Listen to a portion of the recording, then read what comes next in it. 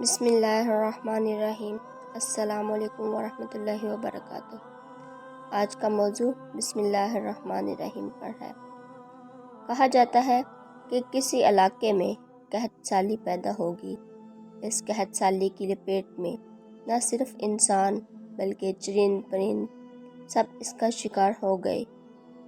مویشی مالکان بے حد پریشان تھے کہ اس دوران ایک مسجد کے مولوی نے جمعہ کے خطبے میں نہایت یقین کے ساتھ یہ بات بتائی کہ اللہ کا نام لے کر یعنی بسم اللہ پڑھ کر دریا کو حکم دیا جائے تو وہ بھی نافرمانی نہیں کرتا۔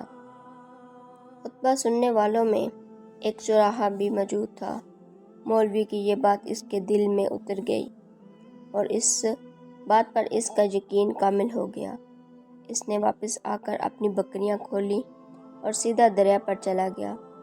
اونچی آواز سے بسم اللہ الرحمن الرحیم پڑھ اور دریا کو کہا کہ وہ اپنی بکریاں چرانے کے لیے دوسرے پار جانا چاہتا ہے اور اسے کہا کہ مجھے اپنے اوپر سے گزرنے دے۔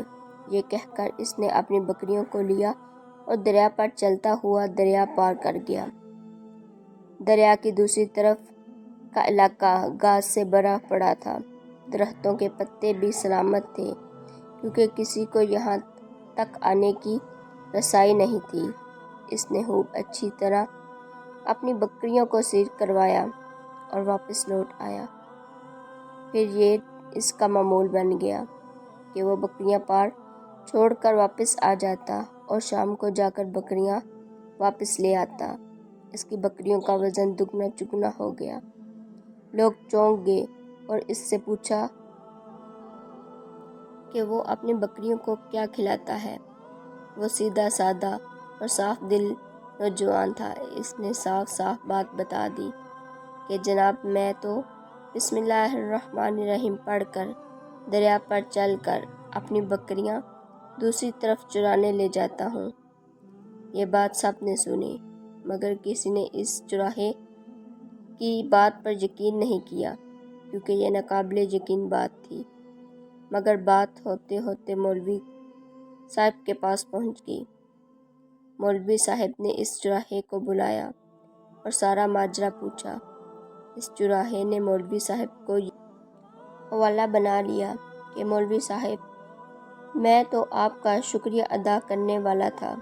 آپ نے جمعہ کے خطبے میں جو نسخہ بتایا تھا کہ بسم اللہ کہہ کر دریا کو بھی حکم دو تو وہ بھی انکار نہیں کرتا، تو میں تو بس آپ کے اس نسخے پر ہی عمل کر رہا ہوں۔ مولوی صاحب حیرت سے اس کے چہرے کو دیکھتے رہے۔ مولوی صاحب نے کہا بھائی صاحب ایسی باتیں تو ہم ہر جمعہ میں کرتے ہیں، فقط ان کا مقصد لوگوں کا ایمان بنانا ہوتا ہے۔ مگر بکریوں والا ڈٹا رہا کہ میں تو بس بسم اللہ کہہ کر پر چلتا ہوں اور بکریاں سمیت پانی پار چلا جاتا ہوں۔ آخرکار مولوی صاحب نے صبح خود یہ تجربہ کرنے کی ٹھانی، جسے دیکھنے چوراہے سمیت پورا علاقہ بھی آ گیا۔ مجموعہ زیادہ تھا۔ مولوی صاحب نے ایک دو بار سوچا کہ انکار کر دوں کہ کہیں ڈوب نہ جاؤں، مگر وہ جو مولوی صاحب کو کندھے پر اٹھا کر لائے تھے، اب ان کا جوش و خروش سے اللہ اکبر کے نعرے لگ رہے تھے اور مولوی صاحب کے حق میں تعریفیں کر رہے تھے۔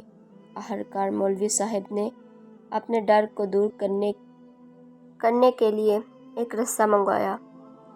پہلے اسے ایک درخت کے ساتھ باندھا، پھر اپنی کمر کے ساتھ باندھا، پھر ڈرتے ڈرتے ڈیلا ڈالا، بسم اللہ پڑھا اور دریا پر چلنا شروع ہو گئے۔ مگر یہ پہلا پاؤں ہی رکھا کہ پانی میں گر گئے۔ مولوی صاحب ڈبکیاں کھانے لگے اور پانی کے بہاؤ میں بہنا شروع ہو گئے۔ لوگوں نے کھینچ کھینچ کر باہر نکالا۔ مولوی صاحب کی اس حرکت نے چوراہے کو پریشان کر دیا کہ مولوی صاحب کی بسم اللہ کو یہ کیا ہو گیا ہے، کیونکہ اس کا یہ روز کا معمول تھا۔ اس کے اپنے یقین میں کوئی فرق نہ آیا۔ اس نے بسم اللہ کہہ کر بکریوں کو پانی کی طرف اشارہ کیا اور خود ان کے پیچھے چلتا ہوا پار چھوڑ کر واپس آ گیا۔ لوگ اسے ولی اللہ سمجھنے لگے اور اس کے حق میں نعرے لگا رہے تھے، مگر وہ سب سے بے نیاز سیدھا سادہ انسان تھا۔ وہ مولوی صاحب کے پاس پہنچا اور کہا، مولوی صاحب، میں آپ کی بسم اللہ کی تعریف سے کافی پریشان ہوں، مگر پانی پر چلتے ہوئے مجھے آپ کی بسم اللہ کی بیماری کا پتہ چل گیا۔ اس چراہے نے درخت پر بندھی رسی کی طرف اشارہ کیا اور کہا، مولوی صاحب، یہ ہے آپ کی بسم اللہ کی بیماری۔ آپ کی بسم اللہ کی برکت کو یہ رسہ کھا گیا۔ آپ کو اللہ اور بسم اللہ سے زیادہ اس رسے پر بھروسہ تھا۔ امید ہے آپ کو آج کی ویڈیو بہت پسند آئی ہوگی۔ ایسی اور بہت سی ویڈیو دیکھنے کے لیے میرے چینل کو لائک، شیئر اور سبسکرائب کیجیے۔